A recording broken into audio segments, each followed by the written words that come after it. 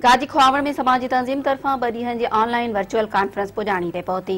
उन मौक़े ते हैंड्स जे chief executive doctor Shaikh Tanveer Ahmed ख़िताब कंदे चयो त हैंड्स साल 2019 ऐं 2020 में 50 लख मुस्तहिक माण्हुनि ताईं रसाई कई आहे।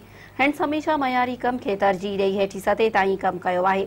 हुन चयो त हैंड्स पंहिंजी 40 साला ख़िदमतुनि में सिहत, सफ़ाई, तौलीदी सिहत, इंफ्रास्ट्रक्चर ऐं तालीम समेत तमाम में सुजागी पैदा करण लाइ ॻोठाणी सतह ताईं कमु कयो आहे। सदस्य चवण हो त साल 2020 में हैंड्स पाकिस्तान जे 57 ज़िलनि ताईं पंहिंजो नेटवर्क वधायो आहे।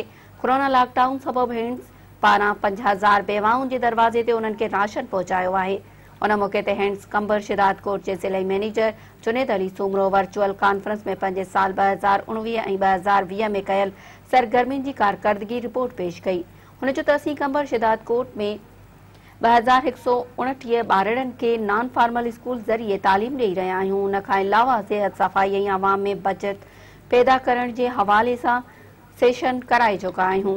उन मौक़े ते deputy district officer education Hakim Ali Biroi, deputy director social welfare Mohammad Tayyab Korejo, समाजी अॻवान Wahab Pandrani, assistant director social welfare Waqar Ahmed ऐं ॿिया ऑनलाइन वर्चुअल कॉन्फ्रेंस में शरीक थिया।